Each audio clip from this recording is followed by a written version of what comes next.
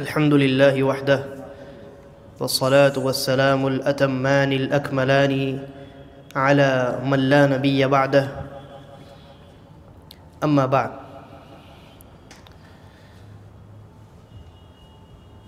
الحمدللہ عام مسلمانوں کے لیے ضروری اسباق و دروس کے عنوان پر شیخ ابن باز رحمہ اللہ کی ایک مختصر کتاب کی شرح اور ایکسپلینیشن کے سلسلہ کا اہتمام کیا جا رہا ہے. قبل اس کے کہ آج کا یہ درس شروع کیا جائے، کچھ دو تین ضروری باتیں مجھے کرنی ہیں فلسطین کے حوالے سے، مسجد اقصیٰ کے حوالے سے. یقیناً ایمان کا یہ تقاضا ہے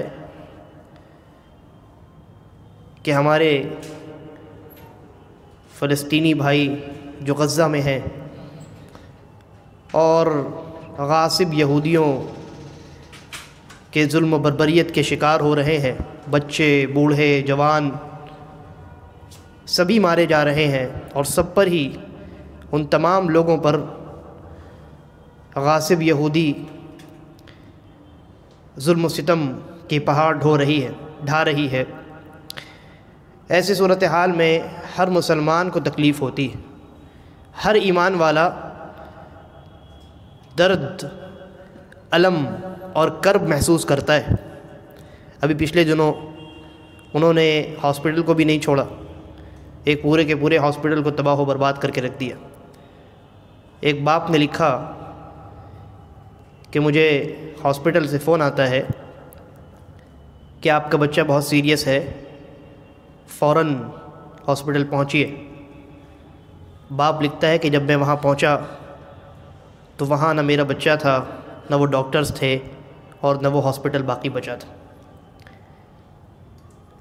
فلسطینیوں پر، غزہ کے رہنے والے مسلمانوں پر، اہل ایمان پر، سنیوں پر یہ بہت بڑا، یہ کہہ لیجیے ان کے لیے بہت بڑی آزمائش ہے، اور اللہ رب العالمین کی جانب سے بڑا امتحان ہے. اور جہاں یہ ان لوگوں کے لیے امتحان ہے، وہیں پوری امت کے لیے بھی امتحان ہے کہ امت ایسے موقع پر کیا کتاب اللہ اور سنت رسول اللہ صلی اللہ علیہ وسلم کو مضبوطی سے تھامے رکھتی ہے یا پھسل جاتی ہے، گمراہی کا شکار ہو جاتی ہے. درد اور الم اور کرب کا احساس یہ ضرور ایمان کا تقاضا ہے، لیکن اس کی وجہ سے یہ خیال رہے کہ ہم کوئی غیر شرعی کام جذبات میں آ کر کے ہرگز انجام نہ دے دیں. آپ جانتے ہیں کہ ہم ابھی اس پوزیشن میں نہیں ہیں کہ اپنے ان بھائیوں کا ساتھ، ان کے ساتھ، یعنی ان کا ساتھ ہم فزیکلی دے سکیں، ان کے ساتھ کھڑے ہو سکیں، یا ان کو کسی طریقے سے کوئی فائدہ، مادی فائدہ، دنیاوی فائدہ پہنچا سکیں. البتہ ہم جو کام کر سکتے ہیں وہ یہ کہ ان کے حق میں دعائیں کر سکتے ہیں، یہودیوں کے حق میں بد دعائیں کر سکتے ہیں. لہٰذا اتنا ضرور کرنا چاہیے. ہر ایک مسلمان، مرد و عورت، باشعور جتنے لوگ ہیں، ان تمام پر یہ واجب ہے کہ وہ اپنی دعاؤں میں اہل فلسطین کو نہ بھولیں، اور ان پر یہ واجب ہے کہ وہ دعا کریں. حال تو یہ ہے کہ انسان اپنے لیے دعا نہیں کرتا تو ان بھائیوں کے لیے کیا دعا کرے گا. تو یہ موقع ان تمام لوگوں کے لیے، وہ اللہ کی جانب رجوع کریں، خوب دعاؤں کا اہتمام کریں، نمازوں میں، سجدوں میں، آخری تشہد میں، سلام سے قبل جو وقت ہوتا ہے وہ دعاؤں کی قبولیت کا وقت ہے. اس وقت کو غنیمت جانیں، اللہ تبارک و تعالی سے دعا کریں. بہتر ہے عربی زبان میں آپ دعاؤں کو یاد کر لیں. اللہم انجل مستضعفین، اے اللہ کمزور لوگوں کو نجات دے. ودمر اعداءک اعداء الدین، اور اپنے دشمن اور دین کے دشمن کو برباد اور تباہ کر ڈال. انسان کو دعا کرنا چاہیے، اس لیے کہ ہمارے پاس صرف یہی ایک راستہ بچا ہے، ہمارا توکل، ہمارا بھروسہ اللہ تبارک و تعالیٰ پر ہے۔ اس لیے فی الوقت مسلمانوں پر جو چیز عائد ہوتی ہے، جو ذمہ داری بنتی ہے ان کی، وہ یہ ہے کہ وہ کثرت کے ساتھ دعاؤں کا اہتمام کریں، خوب کثرت کے ساتھ دعاؤں کا اہتمام کریں، اور دعاؤں کے ساتھ ساتھ اللہ کی جانب رجوع کریں۔ رجوع الی اللہ، انابت الی اللہ کا یہ وقت آ گیا ہے۔ اللہ تبارک و تعالیٰ نے کہا الم یأن للذین آمنوا ان تخشع قلوبہم لذکر اللہ، کہ کیا اب بھی وقت نہیں آیا کہ ہمارے دل اللہ کے لیے ڈر جائیں، دلوں میں خوف اور ڈر پیدا ہو، خشوع پیدا ہو۔ یہ وقت ہے اللہ کی جانب لوٹنے کا، یہ وقت ہے اللہ تبارک و تعالیٰ کی طرف رجوع کرنے کا۔ اور اللہ کی طرف رجوع کرنے کا کیا مطلب ہے؟ اللہ کے دین کی طرف رجوع کرنا، اللہ کی شریعت کی طرف رجوع کرنا، اور زندگی اللہ رب العالمین کے مطابق، اللہ کی مرضی کے مطابق گزارنا۔ اس لیے یہ ذمہ داری ہے ہر مسلمان پر کہ وہ رجوع الی اللہ کرے۔ اس وقت میں خاص کر کے اسے اللہ تبارک و تعالیٰ نے ایک موقع عطا کیا ہے، جاگ جانے کا ایک موقع ہے، اٹھ جانے کا، بیدار ہو جانے کا ایک موقع ہے۔ اس موقع کو غنیمت جانے اور رجوع الی اللہ کرے، اللہ کی جانب لوٹے، دعاؤں کا خوب اہتمام کرے۔ دوسری بات یہ تو میں نے بتایا کہ یہ کرنے کے کام ہیں۔ اب معاشرے میں کچھ ایسے کام ہیں جو کیے جا رہے ہیں، ان کے بارے میں تھوڑی گفتگو ہو جائے۔ ابھی سوشل میڈیا کا زمانہ ہے، ہر انسان آزاد ہے۔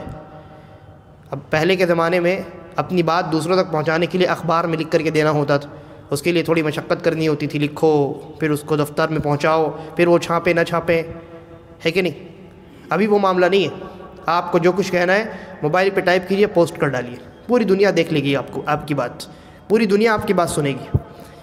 تو اس کا جہاں بہت سارے لوگ اچھا فائدہ، صحیح فائدہ اٹھا رہے ہیں، وہیں کچھ لوگ ایسے بھی ہیں جو اس کا غلط فائدہ اٹھاتے ہیں، جو دل میں آتا ہے، خواب میں دیکھتے ہیں، سوچتے ہیں، بس اس کو فیس بک کی دیوار پر چسپاں کر دیتے ہیں اور یہ سمجھتے ہیں کہ ہم نے بہت اچھا کام کیا۔ 2-3 طرح کی پوسٹ ابھی وائرل ہو رہی ہیں فلسطین کے تعلق سے۔ جذبات میں آ کر کے کچھ لوگوں نے یہ کہا کہ ہم یہ عزم کرتے ہیں، یہ ارادہ کرتے ہیں کہ ایک میسج ہے، اس میں 2 دعائیں لکھی ہیں، ایک ہے حسبنا اللہ ونعم الوکیل، اور ایک ہے اللہم نجعلک فی نحورہم ونعوذ بک من شرورہم۔ ان دونوں دعاؤں کو خوب فارورڈ کیا جائے اور 20 ملین آدمی تک 72 گھنٹے کے اندر پہنچایا جائے۔ کس نے آپ کو بتایا کہ یہ طریقہ اختیار کیا جائے؟ آپ انفرادی طور پہ دعا کیجئے، اپنے دوست احباب کو دعا کرنے کا مشورہ دیجئے، ان کو تلقین کیجئے، رجوع الی اللہ کیجئے، لیکن یہ 20 ملین تک پہنچانا ہے، فارورڈ کرنا ہے، انہی دونوں دعاؤں کو پڑھنا ہے، یہ کیا ہے؟ یہ ٹارگٹ کس نے قائم کیا؟ اسی طریقے پر ابھی 19 اکتوبر کے بارے میں آپ جانتے ہیں، یہ بہت وائرل ہو رہا ہے کہ 19 اکتوبر کے دن سارے مسلمان اظہار ہمدردی کے لیے، غزہ میں جو مسلمان ہیں ان پر جو ظلم ہو رہا ہے، تو ان سے ہمدردی کے اظہار کے لیے 19 اکتوبر کو سب مل کے روزہ رکھیں۔ روزہ یہ اظہار ہمدردی کے لیے نازل نہیں کیا گیا، یہ تو تقویٰ کا ذریعہ ہے اور یہ خالص عبادت ہے۔ اور اللہ کے نبی صلی اللہ علیہ وسلم نے کیا فرمایا؟ عبادت اللہ رب العالمین کا حق ہے۔ حضرت معاذ بن جبل سے اللہ کے نبی نے پوچھا نا کہ جانتے ہو کہ اللہ کا حق بندوں کے اوپر کیا ہے؟ انہوں نے کہا اللہ اور اس کے رسول بہتر جانتے ہیں۔ کہا اللہ کا حق بندے کے اوپر یہ ہے کہ بندے اس کی عبادت کریں اور اس کے ساتھ کسی کو شریک نہ کریں۔ تو عبادت کس کا حق ہے؟ اللہ تبارک و تعالیٰ کا حق ہے۔ یہ اللہ رب العالمین سے قریب ہونے کا ذریعہ ہے، ہمدردی کے اظہار کا ذریعہ نہیں ہے۔ ہمدردی کے اظہار کے بہت سارے ذرائع ہیں، آپ ان کو اختیار کیجئے۔ آپ مظلوموں کے حق میں بولیے، پوسٹ کرنا ہے ان کے حق میں پوسٹ کیجئے، ان کے ساتھ کھڑے رہیے، اور اللہ تبارک و تعالیٰ کے دربار میں ان کے لیے، ان کے حق میں دعائیں کیجئے، اور ان تمام چیزوں کے لیے اپنے آپ کو اس قابل بنائیے کہ اللہ آپ کی دعا سنے، آپ کی پکار سنی جائے۔ یہ کرنے کے کام ہیں، نہ یہ کہ انسان اپنی طرف سے عجیب و غریب چیزیں متعین کرے، 20 ملین 30 ملین آدمی تک یہ فارورڈ کرو اور ایک دن سب مل کر کے روزہ رکھو۔ یہ شرعی معاملہ نہیں ہے، یہ شرعی کام نہیں ہے۔ شریعت کی نظر سے اگر دیکھا جائے تو اس کی کوئی حیثیت نہیں۔ اس لیے اس طرح کی جذباتی باتوں میں انسان کو چاہیے کہ وہ نہ آئے، اس سے بجائے اس کے کہ آپ کی ہمدردی ان تک پہنچے گی، الٹا آپ کے نام اعمال میں گناہ جمع ہوں گے۔ تو اس موقع پر میں نے کہا نا کہ یہ موقع جہاں اہل فلسطین کے لیے، اہل غزہ کے لیے یہ امتحان کا موقع ہے، وہیں تمام امت کے لیے امتحان کا موقع ہے کہ وہ اس موقع پر ہوش سے کام لیتے ہیں یا جوش سے کام لیتے ہیں۔ اس لیے شریعت ہمیشہ سب سے پہلے رہنی چاہیے، کتاب اللہ اور سنت رسول اللہ، شریعت اور اسلام کے قوانین سب سے پہلے رہنے چاہیے، نظروں کے سامنے رہنے چاہیے، اور اسی کے مطابق ہر ایک فیصلہ مسلمانوں کو لینا ہے۔ اللہ تبارک و تعالی غزہ میں جو پھنسے مسلمان ہیں انہیں ان کی مدد فرمائے، ان کی حفاظت فرمائے، اور جو غاصب لوگ ہیں، یہودی لوگ ہیں جنہوں نے ان کے اوپر ظلم و بربریت کے پہاڑ ڈھائے ہیں، اللہ تبارک و تعالیٰ ان کو نیست و نابود کرے، ہلاک و برباد کرے، اور ان لوگوں کو بھی اللہ تبارک و تعالیٰ سبق سکھائے کہ جو مسلمانوں کے خون بہانے میں شامل ہیں۔ اب اس کے بعد ہمارا جو درس ہے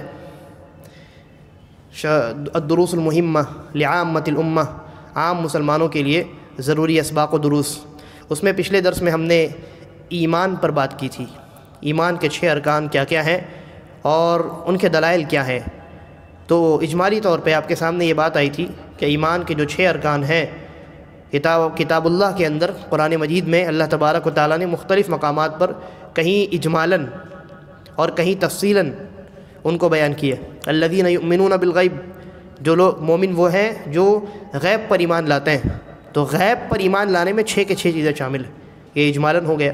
اور کہیں کہیں اللہ تبارک و تعالیٰ نے الگ الگ چیزوں کو بیان کیا ہے، اللہ پر ایمان، فرشتوں، کتابوں، رسولوں وغیرہ پر ایمان، آخرت کے دن پر ایمان، ان کو اللہ نے الگ الگ مقامات پر الگ الگ انداز میں بیان کیا ہے۔ اور جناب محمد الرسول اللہ صلی اللہ علیہ وسلم نے حدیثوں میں ایک پراپر انداز میں ان تمام 6 ارکان کو بیان کیا، جیسا کہ حدیث جبرائیل ہے جس میں اللہ کے رسول صلی اللہ علیہ وسلم نے حضرت جبرائیل علیہ السلام کے سوال کے جواب میں اخبرنی عن الایمان، ایمان کیا ہے بتائیے، آپ نے 6 ارکان گنوائے، کہا ان تؤمن باللہ، آپ ایمان یہ ہے کہ آپ اللہ پر ایمان لائیں، وملائکتہ، اس کے فرشتوں پر ایمان لائیں، وکتبہ، اس کی کتابوں پر ایمان لائیں، ورسلہ، اس کے رسولوں پر ایمان لائیں، والیوم الآخر، اور آخرت کے دن پر ایمان لائیں، وان تؤمن بالقدر خیرہ وشرہ، اور آپ تقدیر کی اچھائی اور برائی پر، اچھی بری تقدیر پر ایمان لائیں۔ تو یہ ایمان کے 6 ارکان۔ آج کے درس میں ان 6 ارکان کو ہم مختصر میں، یعنی ان 6 ارکان پر مختصر میں گفتگو کریں گے۔ اللہ پر ایمان لانے کا، فرشتوں، کتابوں، رسولوں، آخرت کے دن اور تقدیر پر ایمان لانے کا مطلب کیا ہے، یہ سمجھنا بہت ضروری، لہذا اس پر ہم مختصر انداز میں آج گفتگو کریں گے۔ سب سے پہلے ان ارکان میں اللہ رب العالمین پر ایمان، سب سے پہلے کیا ہے، اللہ رب العالمین پر ایمان۔ اللہ تبارک و تعالیٰ پر ایمان لانے کا مطلب کیا ہے؟ اللہ پر ایمان لانے کا مطلب ہے کہ انسان اللہ رب العالمین کی توحید کو قائم کرے۔ سب سے پہلے تو انسان اللہ تبارک و تعالیٰ کے وجود پر ایمان لائے۔ اللہ پر ایمان لانے میں کیا ہے سب سے پہلی چیز، کہ انسان اللہ رب العالمین کے وجود پر ایمان لائے کہ اللہ رب العالمین موجود ہے۔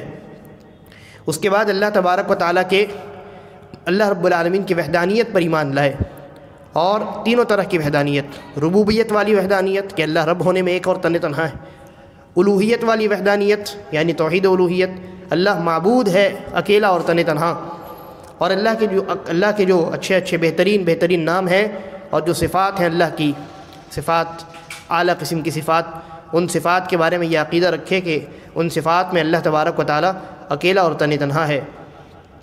یہ اللہ رب العالمین پر ایمان ہے، یہ اللہ رب العالمین پر ایمان ہے۔ بہت ہی مختصر میں نے اس کو ذکر کیا ہے۔ اور ان تینوں قسم کی توحید میں سب سے اہم توحید الوہیت ہے۔ توحید الوہیت جو ہے یہ سب سے اہم ہے، بلکہ کتاب و سنت میں جہاں توحید کا لفظ استعمال کیا جاتا ہے عام طور سے وہاں توحید الوہیت مراد ہوتی ہے، اور اس کی وجہ یہ ہے کہ امت میں، دنیا والوں میں، انسانوں میں سب سے زیادہ گمراہی توحید الوہیت کے متعلق پائی جاتی ہے۔ مشرکین مکہ توحید ربوبیت کو مانتے تھے، توحید اسماء و صفات کے بارے میں بھی کچھ ان کا عقیدہ تھا، لیکن الوہیت کے معاملے میں سب سے زیادہ گمراہی کے شکار تھے۔ تو ان تمام میں سب سے اہم جو ہے وہ اللہ تبارک و تعالیٰ کی الوہیت، یعنی الوہیت کا کیا معنی ہے، اللہ رب العالمین اکیلا اور تنہا معبود ہے، معبود حقیقی صرف اور صرف اللہ رب العالمین کی ذات ہے، تمام جو معبودان ہیں دنیا کے اندر وہ سب کے سب باطل ہیں۔ تو یہ اللہ رب العالمین پر ایمان، ایمان لانے کا معنی ہے۔ اور ایمان کے 6 ارکان میں، یہ بڑی اہم بات، ایمان کے 6 ارکان میں اللہ رب العالمین پر ایمان رکھنا یہی اصل چیز ہے، یہی اصل ہے۔ باقی جو 5 چیزیں ہیں یہ اللہ پر ایمان کے تابع ہیں۔ آپ نے اللہ پر ایمان نہیں لایا، باقی چیزوں پر ایمان لانا آپ کا بیکار ہے، کسی کام کا نہیں۔ تو جب آپ اللہ پر ایمان لائیں گے تبھی اللہ کے فرشتوں، اسی لیے آپ دیکھیے حدیث کے اندر اللہ کے نبی صلی اللہ علیہ وسلم نے سب سے پہلے اللہ پر ایمان کا تذکرہ کیا، اور اس کے بعد کہا وَمَلَائِكَتِهِ، اللہ کے فرشتوں، اللہ کی کتابوں، اللہ کے رسولوں۔ ہر جگہ اللہ رب العالمین، اللہ کے نبی صلی اللہ علیہ وسلم نے لوٹایا ہے ضمیر، یعنی جو پروناؤن استعمال کیا گیا ہے وہ کس کی جانب لوٹتا ہے؟ اللہ تبارک و تعالیٰ کی جانب۔ تو ان تمام ارکان میں، 6 ارکان میں سب سے اہم اور اصلی رکن جو ہے، بنیادی رکن کون سا ہے؟ الایمان باللہ، اللہ رب العالمین پر ایمان رکھنا۔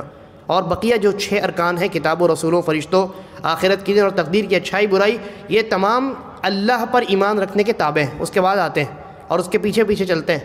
اور ان تمام کی بنیاد اللہ پر ایمان جو ہے، یہ ان تمام کی بنیاد ہے۔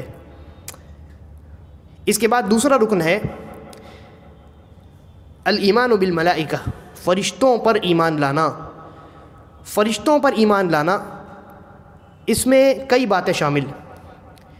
پہلی تو یہ کہ فرشتوں کے متعلق یہ ایمان رکھنا ہے کہ وہ اللہ کی مخلوقات ہیں، نہ وہ اللہ کے بیٹے ہیں نہ وہ اللہ کی بیٹیاں ہیں۔ مشرکین مکہ جو تھے وہ فرشتوں کو اللہ کی بیٹیاں مانتے تھے، فرشتوں کو اللہ کی بیٹیاں مانتے تھے۔ تو یہ ایمان رکھنا ہے کہ فرشتے اللہ رب العالمین کی بیٹیاں نہیں ہیں، بلکہ وہ کون ہیں؟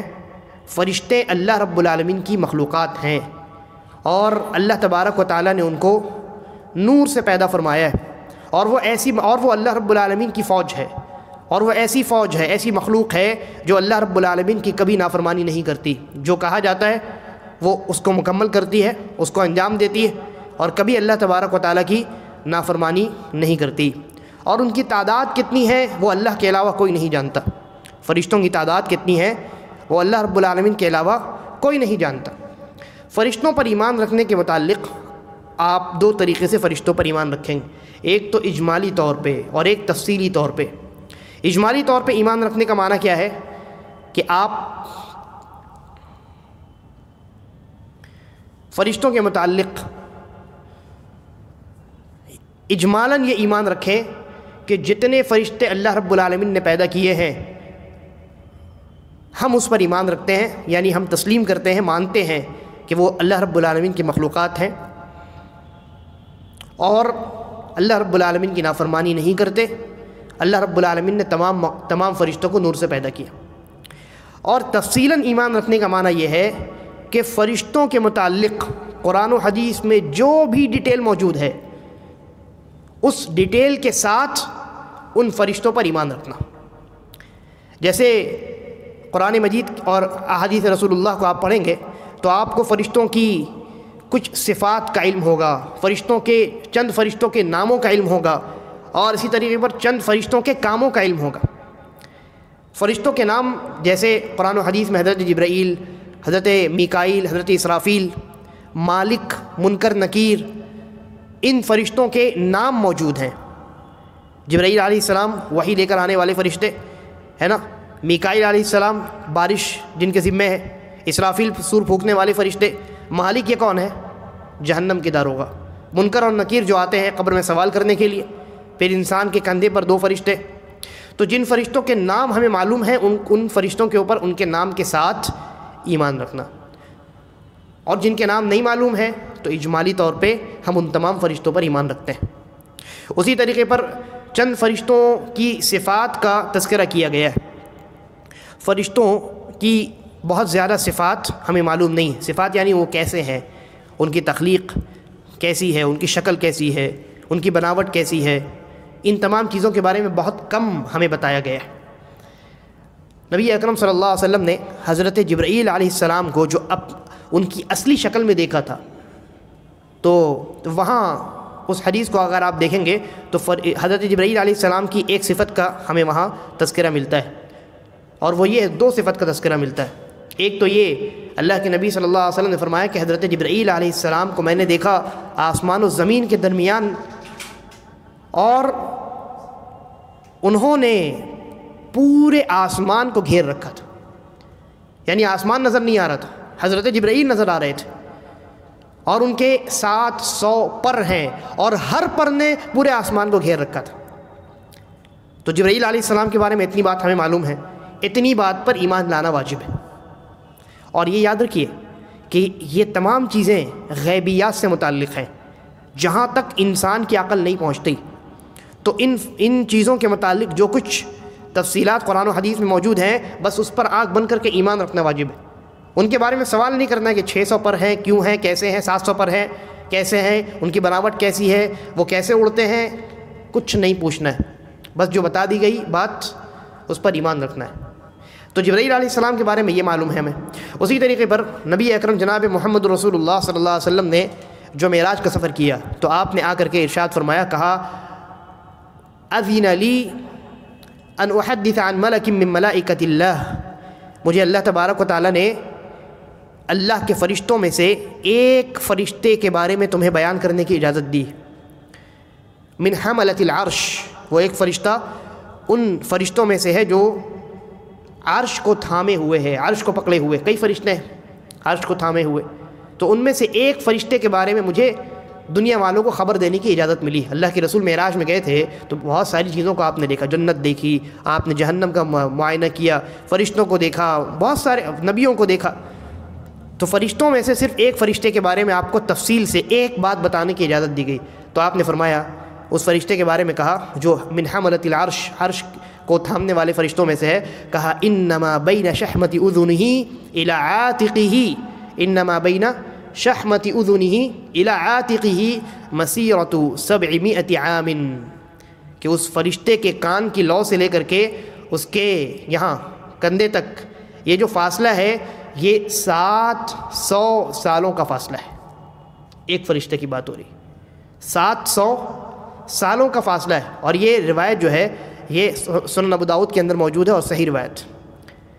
تو اللہ رب العالمین کی یہ مخلوق کتنی عظیم ہے، کتنی عظیم مخلوق، 700 سال، 7 دن، 70 دن نہیں بلکہ 700 سالوں تک کا فاصلہ ہے، اور یہ 700 سال انسان پیدل چلے تو اس کی بات ہو رہی، 700 سال انسان پیدل لگاتار چلتا رہے تو جتنا فاصلہ طے کرے گا اتنا فاصلہ صرف اس کے کان کی لو سے لے کر کے اس کے کندھے تک۔ اور اللہ رب العالمین نے الگ الگ فرشتوں کو الگ الگ صفات کے ساتھ پیدا کیا ہے، تو صرف ایک فرشتے کے بارے میں اللہ کے نبی نے ہمیں خبر دی۔ اس سے معلوم ہوتا ہے کہ اللہ رب العالمین کی یہ مخلوق بڑی عظیم مخلوق ہے، انسانوں کے مقابلے میں بڑی یعنی طاقتور اور جسامت کے اعتبار سے بھی بہت بڑی مخلوق ہے اللہ کی۔ اسی طریقے پر ان کے اوصاف میں یہ بھی ہے کہ وہ نور سے پیدا کیے گئے اور ان کے بہت سارے پر ہوتے ہیں، اور اللہ رب العالمین جس فرشتے کو جتنے چاہتا ہے پر عطا کرتا ہے، جیسا کہ قرآن مجید میں اللہ نے کہا الحمدللہ الذی جاعل الملائکۃ رسلا اولی اجنحۃ مثنی وثلاث ورباع، کہا کہ اللہ رب العالمین جو ہے فرشتوں کے پر بناتا ہے، انہیں پر عطا کرتا ہے، ان کے لیے پر پیدا کرتا ہے، 2 3 3 4 4 اور جتنا چاہتا ہے زیادہ کر دیتا ہے۔ تو حضرت جبرائیل کے تو 700 پر ہیں، بہت سارے فرشتے ایسے ہوں گے جن کے پر ان سے کم ہوں گے یا ان سے زیادہ ہوں گے۔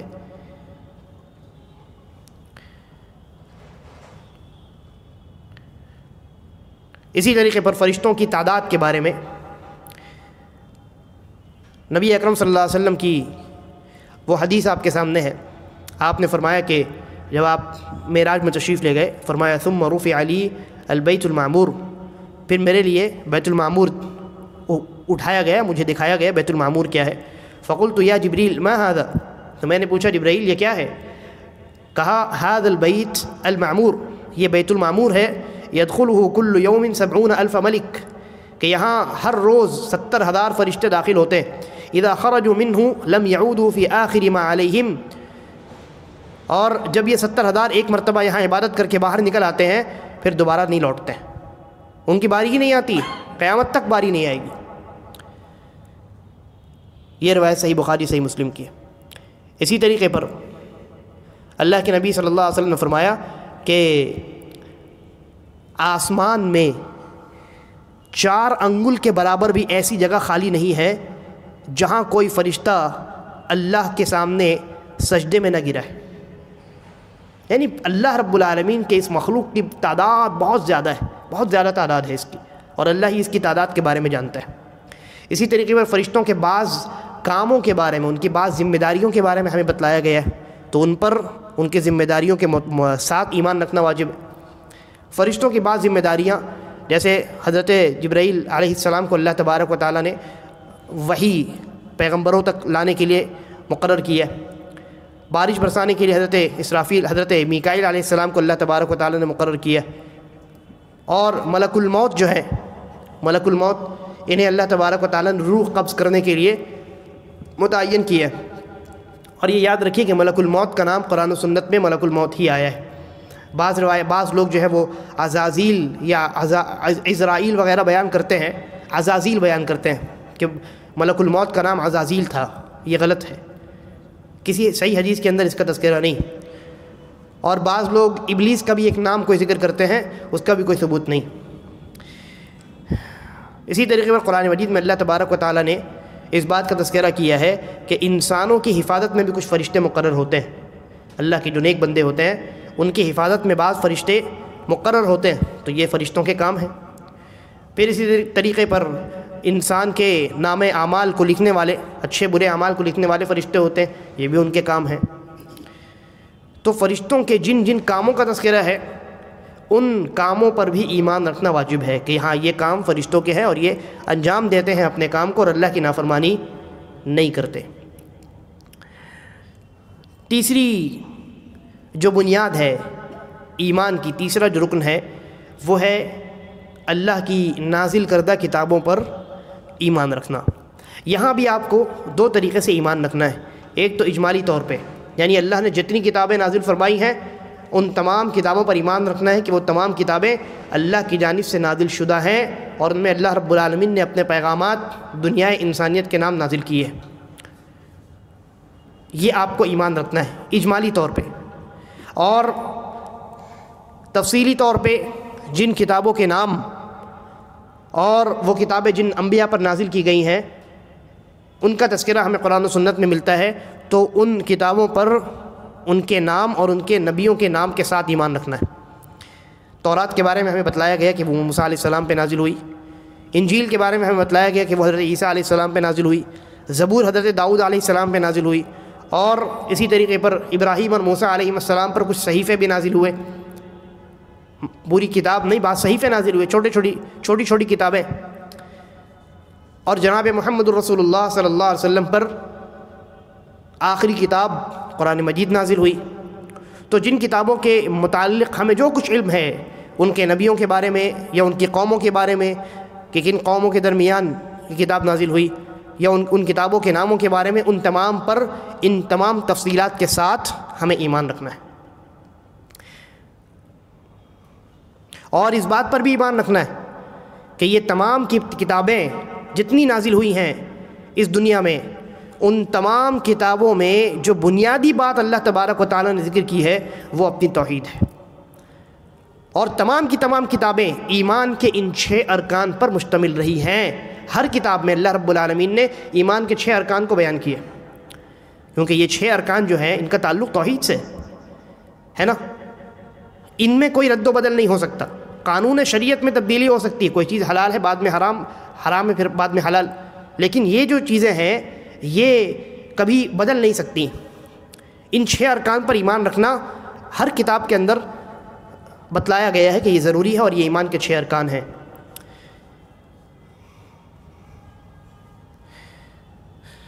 اور قرآن مجید کے متعلق اس بات پر ایمان رکھنا واجب ہے کہ قرآن مجید یہ تمام کتابوں کے اخیر میں نازل ہونے والی اور کتابوں کے نزول کے سلسلے کو مکمل کرنے والی کتاب ہے۔ نہ اس کتاب کے بعد کوئی دوسری کتاب نازل ہونے والی ہے، اور نہ وہ نبی جس کے اوپر یہ کتاب نازل ہوئی اس نبی کے بعد دوسرا کوئی نبی اس دنیا میں تشریف لانے والا ہے۔ نبیوں اور رسولوں کا سلسلہ کتابوں کے سلسلے کے ساتھ ختم ہو چکا ہے، مکمل ہو چکا ہے۔ چوتھی جو بنیاد ہے، چوتھا جو رکن ہے وہ رسولوں پر ایمان ہے۔ یہاں بھی آپ کو 2 طریقوں سے ایمان رکھنا ہے، ایک اجمالاً ایک تفصیلاً۔ اجمالاً اس اعتبار سے آپ کو یہ عقیدہ رکھنا ہے، یہ ایمان رکھنا ہے کہ جتنے انبیاء اللہ رب العالمین نے رسول نازل کیے ہیں وہ تمام رسول برحق تھے، اور تمام کے تمام انبیاء اور رسول اللہ کی توحید کو لے کر کے نازل ہوئے تھے. جیسا کہ قرآن مجید میں اللہ نے کہا کہ ہم نے ہر امت میں رسول بھیجے، اور ایک ہی مشن تھا ان کا، بنیادی جو مشن ہے وہ کیا تھا کہ لوگوں کو اللہ کی توحید کی جانب لے جانا، طاغوت کی عبادت سے، شرک سے لوگوں کو دور رکھنا. تو یہ ایمان رکھنا ہے کہ اللہ تبارک و تعالیٰ نے جتنے انبیاء نازل فرمائے، جن کے نام ہمیں معلوم ہے، جن کے نام ہمیں نہیں معلوم ہے، سب کے سب، ان تمام پر ایمان رکھنا ہے کہ ہم ان تمام پر ایمان رکھتے ہیں. وہ تمام اللہ کے پیغمبر تھے، اللہ کے نبی اور رسول تھے، اور انہوں نے اپنا فریضہ، اپنی ذمہ داری مکمل طور پہ ادا کر دی. کسی نے بھی خیانت سے کام نہیں لیا. اور جہاں تک پیغمبروں کی تعداد کا تعلق ہے تو اس سلسلے میں قرآن مجید کی آیت ہے. اللہ تبارک و تعالیٰ نے فرمایا منہم من قصصنا علیک ومنہم من لم نقصصہم علیک ومنہم من لم نقصص علیک، کہ کچھ انبیاء ایسے ہیں جن کا قصہ ہم نے آپ پر بیان کیا ہے. قرآن مجید میں 25 انبیاء کا تذکرہ ہے نام کے ساتھ. اور اللہ نے کہا ومنہم من لم نقصص علیک، بہت سارے ایسے انبیاء ایسے ہیں جن کا قصہ ہم نے قرآن مجید میں بیان ہی نہیں کیا، یا نبی اکرم صلی اللہ علیہ وسلم نے ان کے بارے میں ہمیں کوئی خبر دی ہی نہیں ہے. اس کا مطلب یہ ہے کہ انبیاء جو ہیں وہ بہت بڑی تعداد میں نازل ہوئے، ان میں سے چند کا تذکرہ ہمیں قرآن و حدیث میں ملتا ہے. تو جن کا تذکرہ ہمیں نہیں ملتا ہے ان پر کیسے ایمان رکھیں؟ اجمالی طور پہ ایمان رکھیں. یہ ایمان رکھیں کہ وہ سب کے سب اللہ کے نبی اور رسول تھے، اور ان تمام نے اپنا جو فریضہ ہے، فریضہ نبوت اور رسالت، مکمل طور پہ بغیر کسی خیانت کے انتہائی ایمانداری کے ساتھ ادا کر دیا ہے. اور تفصیلاً کیسے ایمان رکھنا ہے؟ جن انبیاء کا نام ذکر ہے، اور جن انبیاء کی قوموں کا تذکرہ ہے، اور جن انبیاء کے بعض قصوں کا تذکرہ قرآن و حدیث میں ہے، جیسے کہ حضرت موسیٰ علیہ السلام کے قصے کا تذکرہ ہے، حضرت عیسیٰ علیہ السلام کی پیدائش اور اس کے بعد ان کے معجزات کا تذکرہ ہے، حضرت نوح علیہ السلام اور ان کی قوم کا تذکرہ ہے، قوم ہود ہے، قوم صالح ہے، ایوب علیہ السلام کے قصے کا تذکرہ ہے، حضرت سلیمان علیہ السلام کے قصے کا تذکرہ ہے. تو جن انبیاء کے نام اور ان کے قصے اور ان کی قوم اور ان کے معجزات کے بارے میں قرآن مجید اور احادیث رسول اللہ صلی اللہ علیہ وسلم میں ہمیں ملتا ہے، تفصیل ملتی ہے، ان تمام انبیاء پر ان تمام تفصیلات کے ساتھ ایمان رکھنا ہمارے لیے ضروری ہے. اور یہ بھی ایمان رکھنا ہے، انبیاء پر ایمان رکھنے میں یہ بھی شامل ہے، ہم یہ ایمان رکھیں کہ اللہ تبارک و تعالیٰ نے بعض انبیاء کو بعض انبیاء پر فضیلت دی. تمام انبیاء فضیلت کے اعتبار سے برابر نہیں ہیں، کیونکہ قرآن نے کہا تلک الرسل فضلنا بعضهم على بعض، یہ تمام رسول جو ہیں ان میں سے ہم نے بعض کو بعض پر فضیلت دی. تو فضیلت کے اعتبار سے رسولوں کے مرتبے الگ الگ ہیں. تمام کے تمام انبیاء اور رسول فضیلت کے اعتبار سے برابر نہیں ہیں. قرآن مجید کی وہ جو آیت ہے لا نفرق بین احد من رسلہ،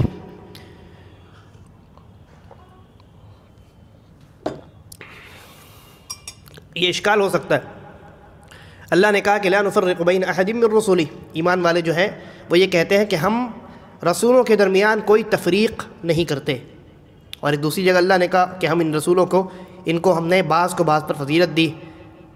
تو کیا مطلب ہے اس آیت کا؟ اس آیت کا مطلب یہ ہے کہ ایمان لانے میں ہم فرق نہیں کرتے. لا نفرق بین احد من رسلہ ای فی الایمان، ہم ایمان لانے میں کسی پر فرق نہیں کرتے، یہودیوں کی طرح، نصرانیوں کی طرح، کہ یہودیوں نے صرف موسیٰ علیہ السلام پر ایمان لایا اور اس کے بعد ان کے بعد کے انبیاء پر ایمان لایا، لیکن اور بعض انبیاء کو بہت سارے قتل بھی کیے انہوں نے. حضرت عیسیٰ علیہ السلام پر ایمان نہیں لایا انہوں نے. عیسیٰ علیہ السلام کے ماننے والوں نے محمد رسول اللہ صلی اللہ علیہ وسلم پر ایمان نہیں لایا، یہودیوں نے بھی ایمان نہیں لایا. تو لا نفرق بین احد من رسلہ ای فی الایمان، ہم انبیاء پر ایمان لانے میں فرق نہیں کرتے. ایسا نہیں کرتے کہ بعض انبیاء پر ایمان لاتے ہیں بعض پر نہیں لاتے، سب پر ایمان لاتے ہیں. لیکن جہاں تک فضیلت کی بات ہے تو اللہ تبارک و تعالیٰ نے خود یہ بیان کیا ہے کہ ہم نے بعض انبیاء کو بعض انبیاء پر فضیلت عطا کی. اور ان تمام انبیاء میں ہم یہ ایمان رکھتے ہیں کہ پانچ ایسے انبیاء ہیں جو اولو العزم ہیں، بڑے فضیلت والے، بڑی ہمت والے اور بڑی یعنی عزیمت والے انبیاء ہیں. وہ 5 کون کون ہیں جن کا تذکرہ اللہ تبارک و تعالیٰ نے قرآن مجید میں کیا ہے؟ وہ 5 ہیں حضرت نوح، اور اسی ترتیب کے ساتھ حضرت نوح علیہ السلام، ابراہیم علیہ السلام، موسیٰ علیہ السلام، عیسیٰ علیہ السلام اور محمد الرسول اللہ صلی اللہ علیہ وسلم. سب سے پہلے کون ہے؟ محمد الرسول اللہ صلی اللہ علیہ وسلم. اس کے بعد حضرت عیسیٰ اس کے بعد حضرت موسیٰ، اس کے بعد حضرت ابراہیم، اور پھر اس کے بعد حضرت نوح علیہ السلام۔ تو یہ تمام جو ہے 5 انبیاء یہ اولو العزم کہا جاتا ہے۔ تو ان تمام پر ہمیں ایمان رکھنا ہے، اور اس بات پر بھی ایمان رکھنا ہے کہ اللہ تبارک و تعالیٰ نے انبیاء اور رسول کا یہ سلسلہ جناب محمد الرسول اللہ صلی اللہ علیہ وسلم پر مکمل کر دیا۔ خود قرآن مجید میں بھی اللہ نے اس کا اعلان کیا، ما کان محمد ابا احد من رجالکم ولکن رسول اللہ وخاتم النبیین، اللہ کے رسول محمد رسول اللہ یہ کون ہے؟ خاتم النبیین ہے، نبیوں کے سلسلے پر ختم ہے، آخری اسٹیمپ ہے، اب اس کے بعد کوئی دوسرا نبی نہیں آ سکتا۔ اسی لیے اللہ کے نبی نے فرمایا وَإِنَّهُ لَا نَبِيَّ بَعْدِي، کہ میرے بعد کوئی نبی نہیں آ سکتا، متفق علیہ، صحیح بخاری اور صحیح مسلم کی روایت۔ 5ویں بنیاد ہے اسلام ایمان پر، ایمان کے 6 ارکان میں سے 5واں جو رکن ہے وہ آخرت کے دن پر ایمان رکھنا۔ آخرت کے دن پر ایمان رکھنا، اس کا کیا مطلب ہے؟ آخرت کے دن پر ایمان میں موت کے بعد سے لے کر کے تمام احوال شامل ہیں۔ آخرت کے دن پر ایمان رکھنے کا صرف یہ مطلب نہیں ہے کہ قیامت کے دن پر ایمان رکھنا، بلکہ موت کے بعد سے لے کر کے قیامت قائم ہونے تک جو پورا مرحلہ ہے، موت، روح نکلنے کا مرحلہ، روح نکلنے کے بعد پھر فرشتوں کا روحوں کو لے کر کے اوپر جانے کا مرحلہ، پھر وہاں سے واپس قبر تک روح کا واپس پہنچنا، اور انسان سے سوال و جواب کا ہونا، قبر کی پوری زندگی، اور اس کے متعلق جتنی روایات اور جتنی احادیث مروی ہیں وہ تمام کے تمام، کہ مومن کے ساتھ کیسا سلوک کیا جائے گا، کافروں کے ساتھ کیسا سلوک کیا جائے گا، ہے نا، اور کیا ان کے لیے نعمتیں ہیں اور کیا ان کافروں کے لیے عذاب ہے۔ پھر اس کے بعد پھر میدان محشر جب قائم ہوگا، سور پھونکا جائے گا، حساب و کتاب کا دن ہوگا، آخرت کا دن، حساب و کتاب ہے، پل صراط ہے، شفاعت ہے۔ تو یہ تمام تفصیلات جو ہیں وہ آخرت کے دن پر ایمان لانے میں شامل ہیں۔ اسی طریقے پر صحیح یہ قیامت کے دن پر ایمان لانے میں یہ اس بات پر ایمان لانا کہ قیامت کے دن میزان قائم ہوگا، میزان پر ایمان لانا، جیسا کہ میں نے تذکرہ کیا، پل صراط پر ایمان لانا، اور اس بات پر ایمان لانا کہ بعض لوگوں کو ان کا نام اعمال دائیں ہاتھ میں، بعض کو بائیں ہاتھ میں، بعض کو پیٹھ کے پیچھے سے دیا جائے۔ جنت اور جہنم کے تعلق سے جتنی تفصیلات وارد ہیں ان تمام پر ایمان لانا، یہ تمام چیزیں آخرت پر ایمان لانے میں شامل ہیں۔ اور آخرت پر ایمان لانے میں ایک اور چیز شامل ہے، وہ ہے قیامت کے قائم ہونے کی جو علامات ہیں ان علامتوں پر ایمان لانا۔ قیامت قائم ہونے کی جو علامات ہیں، اور علماء نے اس کو 2 حصے میں تقسیم کیا ہے، علامات صغریٰ، علامات کبریٰ، چھوٹی چھوٹی علامتیں اور بڑی بڑی علامتیں۔ تو جو چھوٹی چھوٹی علامتیں ہیں وہ واقع ہو رہی ہیں، ہمارے زمانے میں بھی ان کا امکان ہے، ان کے وجود کا امکان ہے، اور جو علامات کبریٰ ہیں، بڑی بڑی جو علامتیں ہیں وہ قرب قیامت واقع ہوں گی، رونما ہوں گی، اس سے پہلے نہیں ہو سکتی۔ دجال کا آنا، امام مہدی کا آنا، ہے نا، اور اسی طریقے پر دابۃ الارض کا نکلنا، یاجوج ماجوج کا نکلنا، نزول عیسیٰ علیہ السلام، یہ تمام چیزیں قرب قیامت ہوں گی، یعنی قیامت بالکل ان کے بعد قائم ہو جانے والی۔ تو یہ علامات کبریٰ ہیں، بڑی بڑی علامتیں، علامات کبریٰ اور علامات صغریٰ، ان تمام علامات پر ایمان لانا یہ بھی آخرت کے دن پر ایمان لانے میں شامل ہے۔ اور آخری جو رکن ہے الایمان بالقدر خیرہ و شرہ، اچھی اور بری تقدیر پر ایمان لانا۔ اچھی اور بری تقدیر پر ایمان لانے کا کیا مطلب ہے؟ اس کا جو اصل مطلب ہے، یعنی تقدیر پر ایمان لانے کا جو اصل مطلب ہے وہ ہے اللہ رب العالمین کے ازلی علم پر ایمان لانا۔ اللہ رب العالمین کے ازلی اور کامل و مکمل علم پر ایمان لانا۔ ازلی یعنی وہ علم جو ہمیشہ سے ہے، ہمیشہ رہے گا، کیونکہ یہ اللہ کی صفت ہے، اور اللہ ہمیشہ سے ہے، ہمیشہ رہے گا، اور کامل و مکمل ہے اللہ رب العزت کا علم۔ تو تقدیر پر ایمان لانے کا مطلب ہے اللہ رب العالمین کے اس علم پر ایمان لانا جو اللہ کی صفت ہے، اور جو ہمیشہ سے ہے، اور جو ہمیشہ رہے گی، اور جو کامل و مکمل ہے، اس میں کوئی نقص، کوئی خرابی نہیں ہے، جو کمپلیٹ ہے، پرفیکٹ۔ اس لیے کہ جو تقدیر ہے اللہ رب العالمین نے، تقدیر کیا چیز ہے؟ تقدیر وہ چیز ہے کہ جس کو اللہ تبارک و تعالیٰ نے ان آسمانوں اور زمینوں کی پیدائش سے 50,000 سال پہلے قلم کے ذریعے سے لوح محفوظ ایک تختی ہے بہت بڑی، اس میں تمام تفصیلات کو رقم کروا دیا ہے، لکھوا دیا ہے۔ تو وہ جو لکھی گئی چیزیں ہیں ان کی بنیاد کیا ہے؟ اللہ رب العالمین کا علم۔ یہ انسان نے سمجھ لیا، مسئلہ حل ہو گیا، پھر کوئی اعتراض بنتا نہیں ہے، کوئی اعتراض نہیں بنتا ہے۔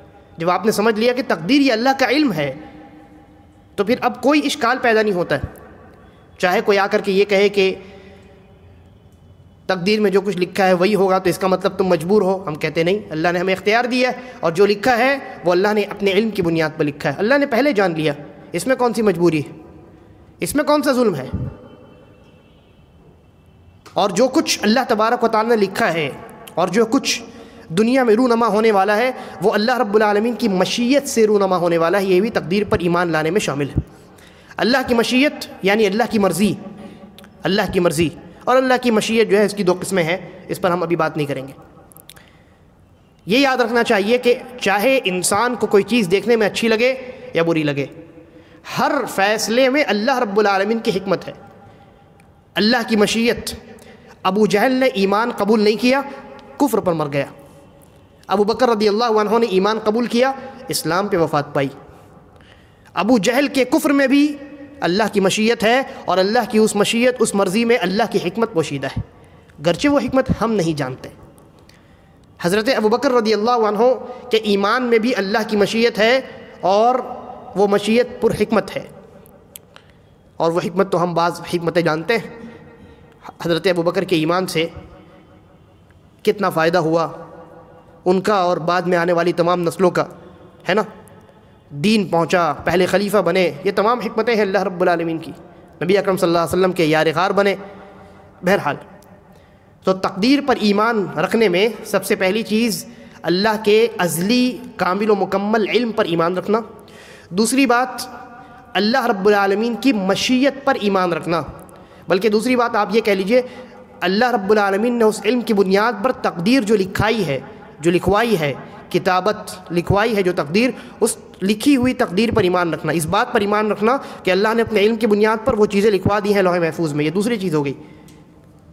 اور تیسری چیز یہ کہ دنیا کے اندر جو کچھ ہوتا ہے وہ اللہ کی مشیت، اللہ کی مرضی سے ہوتا ہے، اور ہر مشیت میں اللہ کی حکمت ہوتی ہے، اللہ کی ہر مرضی میں، اللہ کے ہر فیصلے میں، چاہے وہ اچھی چیز ہو یا بری چیز ہو، تقدیر اچھی ہو یا بری ہو، جو چیز اللہ نے لکھی ہے انسانوں کے اعتبار سے وہ اچھی ہو یا بری ہو، دونوں میں اللہ کی کوئی نہ کوئی حکمت پوشیدہ ہے، اس بات پر ایمان رکھنا ہے۔ اور تیسری چیز جو ہے وہ یہ کہ اللہ رب العالمین نے لکھنے کے بعد، اپنے علم کی بنیاد پر لکھنے کے بعد، اور جو تقدیر اللہ نے لکھی ہے وہ اللہ کی مشیت پر اس کی بنیاد ہے اور ہر مشیت پر حکمت ہے، اس کے بعد اللہ تبارک و تعالیٰ نے مخلوقات کو پیدا فرمایا۔ تو یہ جو چار چیزیں ہیں یہ تقدیر پر ایمان لانے کا مطلب ہے، ان چاروں چیزوں پر آپ کو ایمان لانا ہوگا۔ کیا ہے چار چیزیں؟ علم، کتابت لکھوانا جو لوح محفوظ میں تقدیر لکھی ہوئی ہے، مشیت جو پر حکمت ہے، اور اللہ رب العالمین کا مخلوقات کو پیدا کرنا، اور پیدائش میں بھی اللہ کی حکمت، پیدائش میں بھی اللہ رب العالمین کی حکمت۔ اگر آپ نے تقدیر کو ان چاروں چیزوں کی روشنی میں سمجھ لیا تو اب تقدیر پر کوئی اشکال نہیں پیدا ہو سکتا۔ تقدیر کو اس تفصیل کے ساتھ نہیں سمجھنے کی وجہ سے امت میں دو گمراہ فرقے نکلے، ایک قدریہ جنہوں نے تقدیر کا سرے سے انکار کر دیا، کہا کہ تقدیر کوئی چیز ہے ہی نہیں، اللہ نے پہلے کچھ نہیں جانا، اللہ کے تقدیر کا انکار کیا مطلب اللہ کے علم کا انکار کیا۔ وہ کہتے ہیں کہ انسان جب کوئی عمل کرتا ہے تب اللہ کو معلوم ہوتا ہے، پہلے سے اللہ رب العالمین کو معلوم نہیں ہوتا۔ تو انہوں نے اللہ کے علم ہی کا انکار کر دیا، کہا کہ تقدیر کوئی چیز نہیں ہے، ہم جو کرتے ہیں وہ اپنے اختیار کی بنیاد پر کرتے ہیں۔ اور اس کی وجہ انہوں نے کیا بتائی؟ کہا اس لیے کہ اگر ہم نے یہ مان لیا کہ ہم جو کچھ کر رہے ہیں وہ اللہ کی مرضی سے ہو رہا ہے، تقدیر پر ایمان لانے میں اللہ کی مرضی پر ایمان لانا شامل ہے، تو اگر ہم نے یہ مان لیا کہ جو کچھ ہو رہا ہے وہ اللہ کی مرضی سے ہو رہا ہے تو اس کا مطلب یہ ہوگا کہ انسان جہنم میں اللہ کی مرضی سے جا رہا ہے، اور یہ تو ظلم ہے، اور ظلم اللہ رب العالمین نہیں کر سکتا، اس لیے تقدیر ہی کا انکار کر دیا جائے۔ نہ تقدیر پر ایمان لانا ہوگا، نہ مشیت پر ایمان لانا ہوگا، اور نہ یہ کہا جا سکے گا کہ ہر چیز چاہے وہ جنت جہنم میں جہنمیوں کا جانا ہو یا جنت پہ جنتیوں کا جانا ہو اللہ کی مرضی پر منحصر ہے۔ تو انہوں نے سرے سے تقدیر کا انکار کر دیا۔ ہم کہتے ہیں آپ سے غلطی کہاں پہ ہوئی ہے؟ آپ سے غلطی یہاں پہ ہوئی ہے کہ آپ نے یہ سمجھ لیا کہ مشیت اللہ کی مرضی سے تمام چیزیں ہوتی ہیں، اس بات کو ماننے سے یہ لازم آتا ہے کہ اللہ ظالم ہے، والعیاذ باللہ۔ یہ کیوں آپ نے مانا، کیوں سمجھا آپ نے؟ کیونکہ آپ ایک پوائنٹ مس کر گئے، وہ یہ کہ اللہ کی ہر مرضی حکمت پر مبنی ہے۔ آپ کو کوئی حکمت معلوم ہے، کوئی حکمت نہیں معلوم ہے۔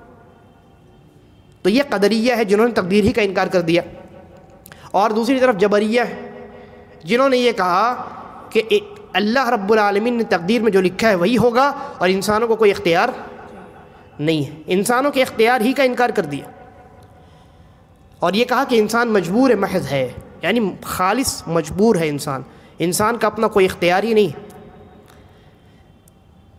تو انہوں نے بھی تقدیر کے مسئلے کو نہیں سمجھا صحیح سے۔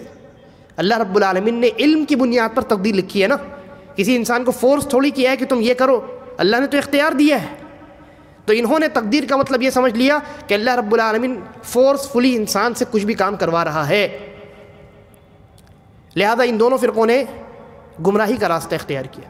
درمیان والا راستہ اہل السنہ والجماعہ کا ہے، وہ اللہ کے علم پر ایمان لاتے ہیں اور اس بات پر ایمان لاتے ہیں کہ اللہ رب العالمین نے اپنے علم کی بنیاد پر تقدیر کو لکھوایا، پھر اس بات پر ایمان لاتے ہیں کہ جو کچھ اللہ نے لکھوایا وہ تمام اللہ کی مرضی سے ہے، اور اللہ کی ہر مرضی میں حکمت ہے، بعض حکمتوں کو ہم جانتے ہیں بعض کو نہیں جانتے، اور اس بات پر بھی ایمان لاتے ہیں کہ اللہ تبارک و تعالیٰ نے تقدیر میں جو کچھ لکھا ہے پھر اس کے بعد مخلوقات کو پیدا فرمایا، اور مخلوقات کو پیدا فرمانے کے بعد اللہ تبارک و تعالیٰ نے ان کو اختیار دیا ہے، وہ اپنے اختیار سے جو چاہتے ہیں کرتے ہیں۔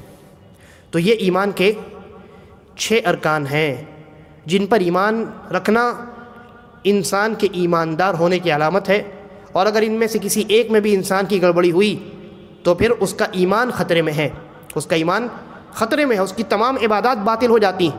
حدیث جبرائیل جو ہے اس کی ابتدا میں آپ پڑھیے گا، وہ حدیث حضرت عبداللہ ابن عمر نے اپنے والد حضرت عمر ابن الخطاب رضی اللہ عنہ کے حوالے سے بیان فرمائی۔ کب بیان فرمائی؟